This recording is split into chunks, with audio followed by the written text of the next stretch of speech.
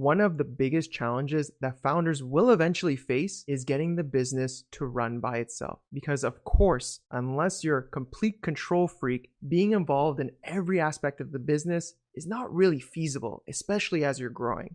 Plus, I'm sure you want to be able to take a vacation without being worried about things burning down. In this video, I'm going to cover the 4 essential systems that you need to implement today in order to have a business that can thrive and grow without your constant supervision. And yes, before you even think about asking, these are systems that have been time tested and proven over and over again with thousands upon thousands of small to medium-sized organizations who have been right where you've been at this point. And they've implemented these systems to not only maximize productivity, but to save countless hours on admin tasks. So why don't we dive right in with the first one on our list, ops or operations. Now, as we know, or for those of you who don't know, operations is the foundation of any good business. It's essentially what is getting done, who is doing it, etc. Operations can cover everything from workflow to task management to even automation. The idea here is that with a solid foundation, with a solid operations system, it's a roadmap that your team can follow to get things done without having to ask you thousands of questions per day. If you don't have a solid foundation, if you don't have an operation system in place,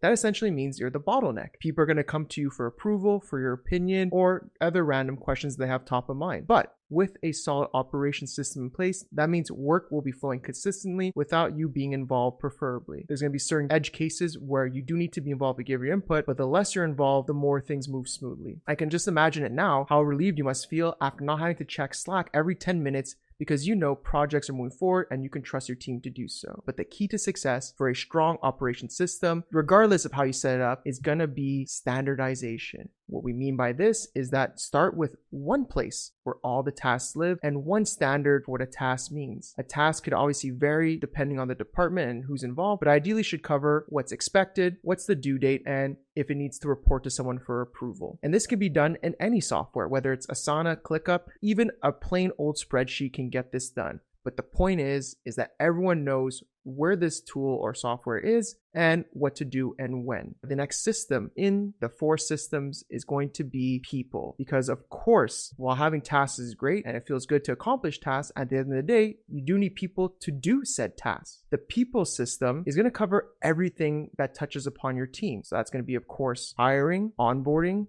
or even offboarding, company policy, company culture, performance reviews, the list goes on and on. Essentially, this system is what makes sure that your team is supported and aligned at all times without you having to constantly check in. Without a strong people system, that means you quickly become the HR department. And while that might be fine for larger organizations who do have a large HR department, smaller companies tend to have either one person or none at all running the HR team. So you want to make sure you have a strong people system in place. Team members can self-manage, and managers and employees can work together on any issues that they're facing. If every vacation, request, shift swap, approval has to run through you, you'll never escape the weeds. So the key to success in having a strong people system is going to be enablement. In a smaller organization, it's tough to afford a large HRS system because those tend to be costly. But what you can do is look at your direct pain points and use software as a way to facilitate that. For performance and accountability, you can use something like 15.5 or Lattice to handle weekly check-ins, goal tracking, and performance reviews. Your team reports will progress automatically and you get dashboard insights without constant meetings. If time off and scheduling is posing you a lot of headaches, a tool like Vacation Tracker can automate PTO requests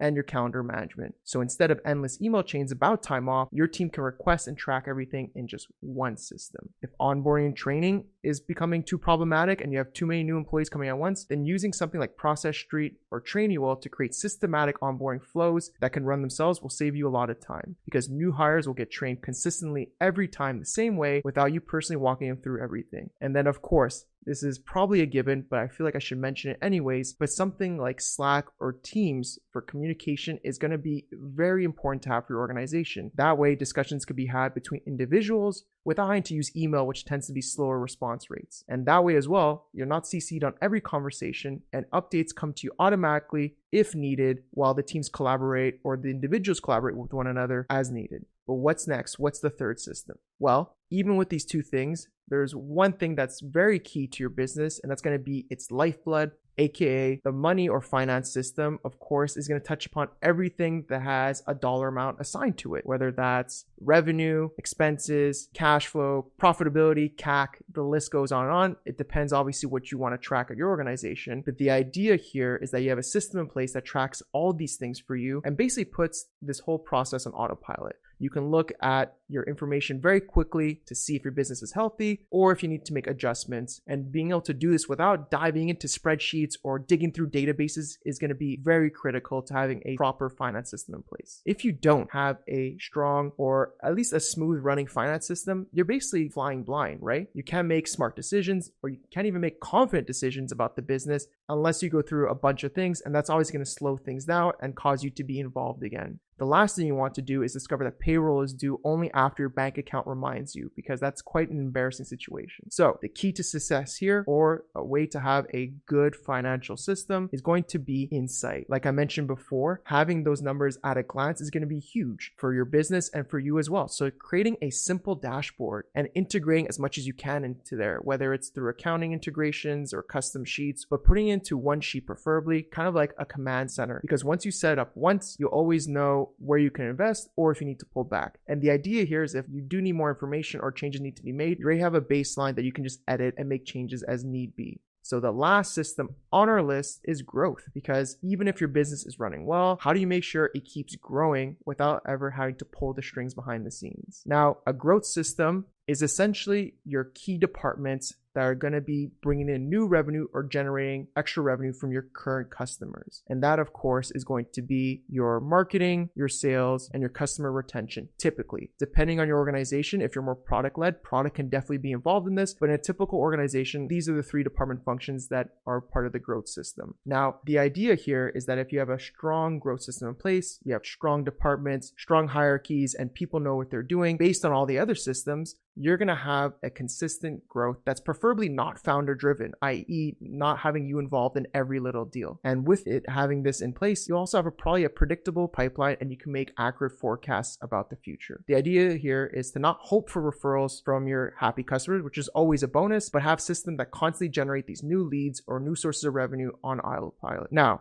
the key to success here, the key to having a good growth system, is going to come down to documentation. You want to make sure that your team is documenting everything, especially the heads of certain teams or whatever employee is in charge of that team. Make sure they document every action they're taking, because the idea here is that if they're documenting everything, when you go back to see what's successful and what's not, you can double down on said successes. And once a channel becomes predictable, you can start layering in the next channel, and then you know how to grow the teams based on what's working or not. The idea here is to get growth to a point where it's self-sustaining, and once again, you're not involved in this process. And there you have the 4 systems. And the goal, like I mentioned, is to use all these 4 systems to lead to your freedom. And once you have them in place, it'll become a much more sure thing. Now, if you found this video helpful and you want to continue to work on the efficiency of your business, especially if you're remote first, then I highly recommend checking out this video right here. In that one, I go more in depth about some of the problems these remote first businesses face, as well as the solutions that they can use to get over said problems. It's a great way to not only grow and scale your business, but of course to improve overall efficiency. So hopefully I'll see you in that video.